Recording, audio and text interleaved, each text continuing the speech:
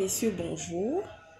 Je reviens vers vous aujourd'hui en fait pour adresser un message à Frédéric Bongo, qui a été l'assassin des enfants à Jeanne-et-Bory.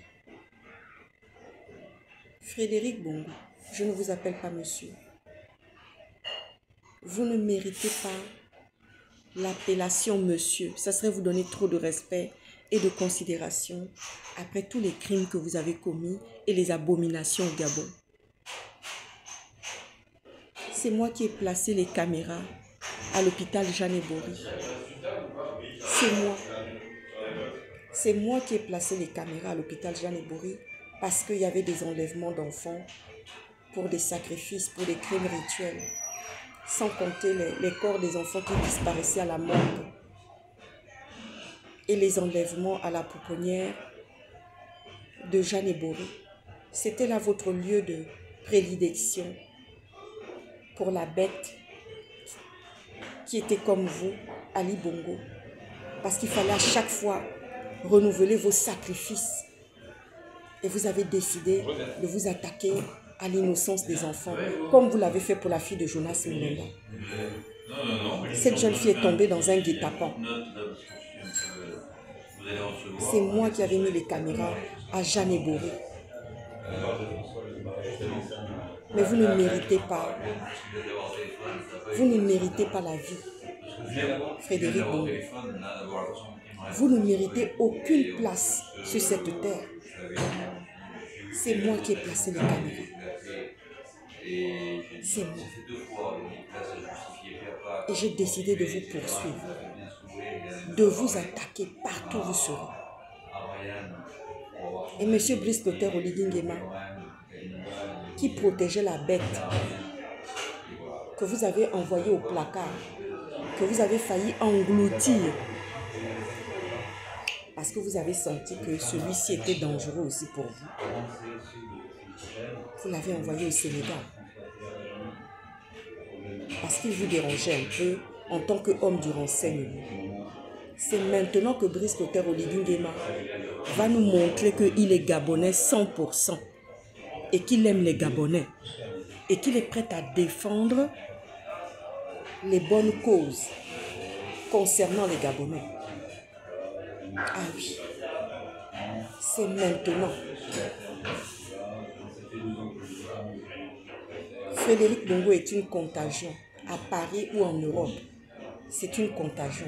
C'est la peste. C'est la peste incurable, Frédéric Bongo, qui est aussi une bête que les Gabonais ont applaudi. Les Gabonais ont applaudi de 10 doigts. Ils ont voté une bête. Et ils sont prêts encore à faire la même chose. Croyez-moi que l'élection 2025, c'est une élection à haut risque, sous haute tension. L'élection présidentielle 2025. J'ai honte parfois d'être gabonaise. Parce que nos frères se corrompent pour rien. Nos sœurs se corrompent pour rien. Je vous préviens, journalistes gabonais, qui prenaient les mallettes, qui vous taisez, qui acceptez tout et n'importe quoi, alors qu'il ne faut pas. C'est le moment de dénoncer, parce que vos enfants aussi sont sur la liste du sacrifice et des assassinats. La fille de Jonas Mulenda, qui a été assassinée, mutilée, connaissait ses assassins.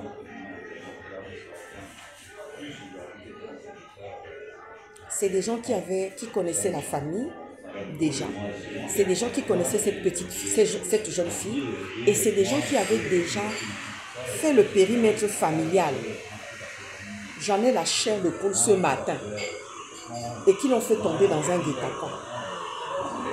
Et ceux qui sont venus pour exécuter cette tâche, cette sale besogne, savaient que c'était la fille de Jonas Mulenda. Il n'y avait pas de hasard. Tout est parti depuis la tête, là-haut, pour assassiner la fille de Jonas Mulenda. Monsieur Oligui, vous êtes dos au mur. Si les assassins ne sont pas livrés, Monsieur Oligui, la présidente de la communauté internationale de l'Europe sera saisie. Le monde entier va nous voir encore dans cette histoire. Je vous le dis, personne ne dormira sur ses deux oreilles dans l'histoire de l'assassinat de la fille de Jonas Mulenda. Parce que moi-même, je suis fille de journaliste et que je ne veux pas qu'on s'attaque à moi demain, ni à mes enfants, ni aux enfants de frères et de mes soeurs. Tant pis pour ceux qui font des compromissions avec Brice Clotaire, Oligui Nguema et les soi-disant hommes du pouvoir là-bas au Gabon. Tant pis pour cela.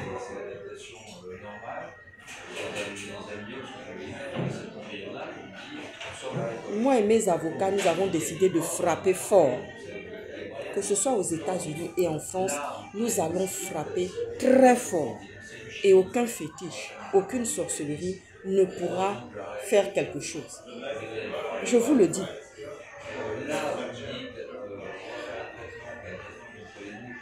C'est une honte. Les Gabonais qui détestent Jonas Mulenda. Si on vous donnait la souffrance de Jonas Mulenda, vous ne tiendrez même pas 2 secondes. Quand je vois qu'aujourd'hui, il y a des gens que j'ai aidés,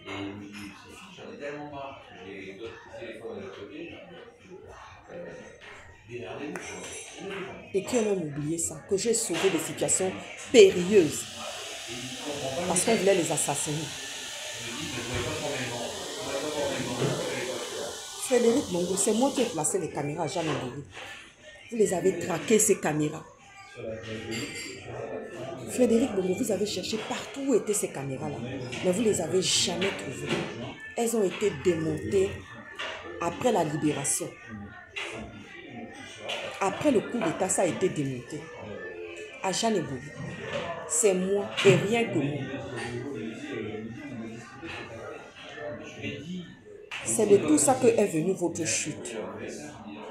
Quand vous vous êtes permis d'attaquer, parce que je savais que vous faisiez partie de l'assassinat de la fille de Jonas Mulenda. Et là, j'ai dit que non, stop, ça suffit. J'ai placé les caméras. Les familles s'en plaignaient. Et je salue au passage Madame Aminata, qui a mis sa vie en danger tous les jours, qui défendait, mais vraiment, ce qu'elle faisait, c'est inimaginable.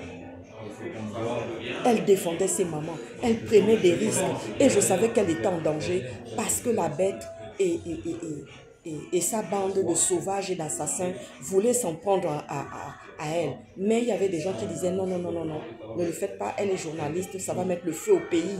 Et Madame Aminata n'est pas le genre de femme qu'on peut, à qui on peut dire non, c'est pas ce genre-là. Elle est comme moi. Ah oui.